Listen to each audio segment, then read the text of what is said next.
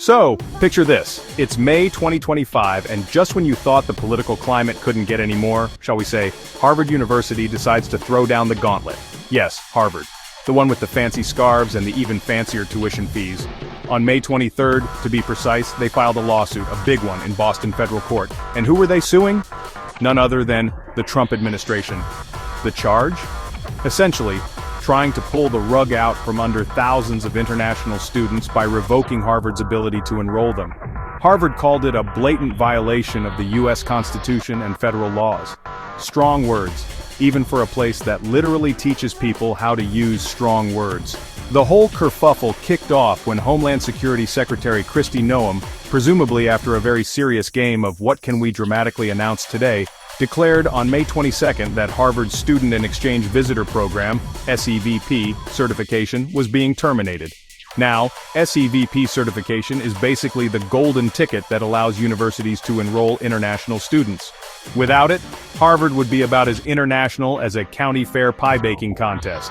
This termination was slated to take effect for the 2025 to 2026 academic year, which, in university time, is practically tomorrow. It was a move designed to send shockwaves, and boy, did it ever. The immediate and frankly terrifying impact of this policy would have been felt by over 7,000 visa holders currently at Harvard. Think about that. 7,000 students, many of whom had packed their lives into suitcases, navigated complex visa processes, and were likely deep into their studies, suddenly facing the prospect of their academic dreams imploding. Harvard itself stated that this revocation would force it to retract admissions for thousands more and throw countless academic programs into utter chaos. And the timing? For some, it was mere days before graduation. Imagine telling someone they can't graduate because of a sudden policy shift. It's like a bureaucratic jump scare, but with devastating real-world consequences. Thankfully, there was a brief moment to exhale, a tiny pause in the madness. U.S. District Judge Allison Burroughs, an Obama appointee who clearly had her coffee that morning, stepped in. On the very same day Harvard filed its suit, May 23, 2025, she issued a temporary block on the administration's policy.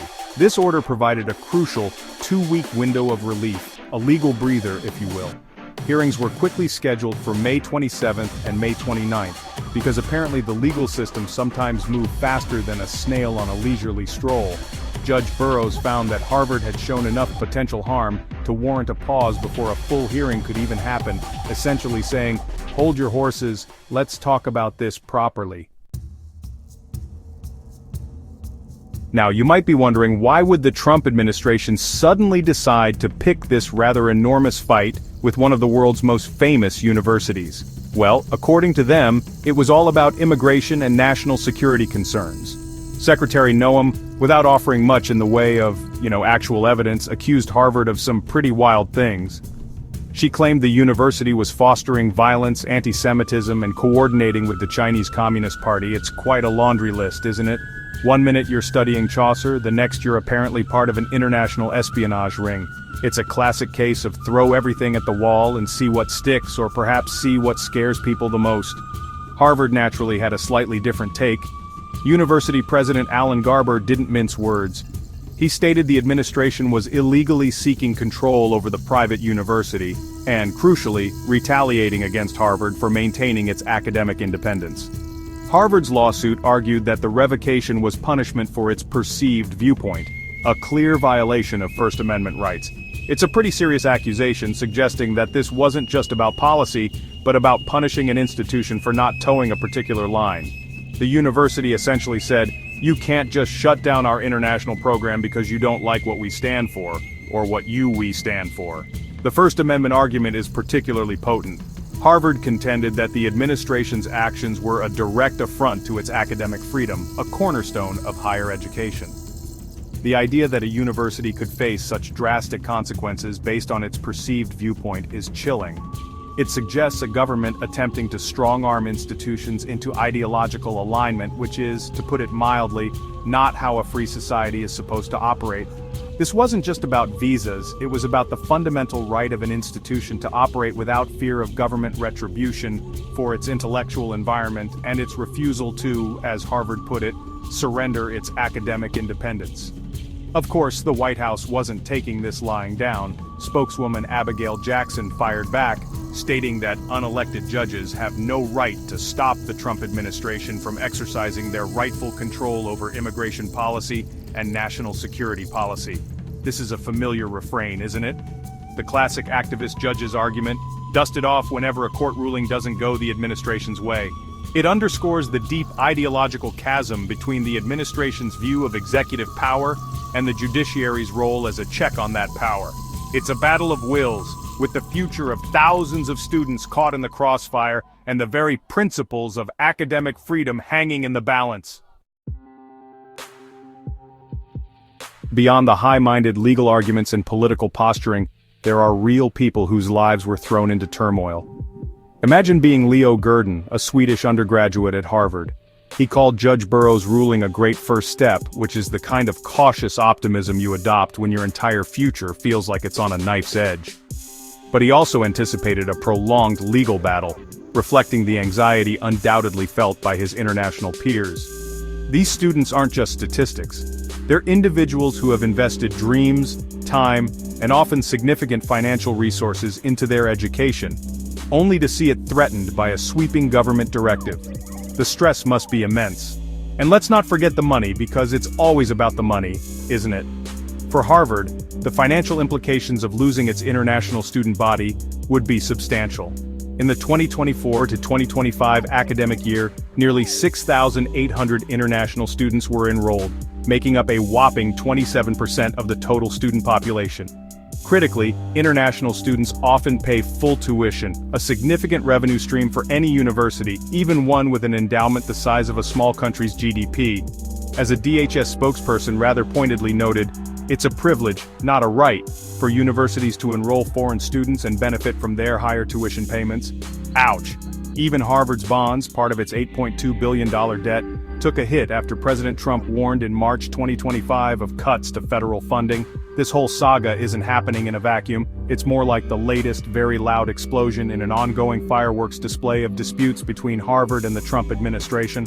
Harvard had previously sued to restore nearly $3 billion in frozen federal grants.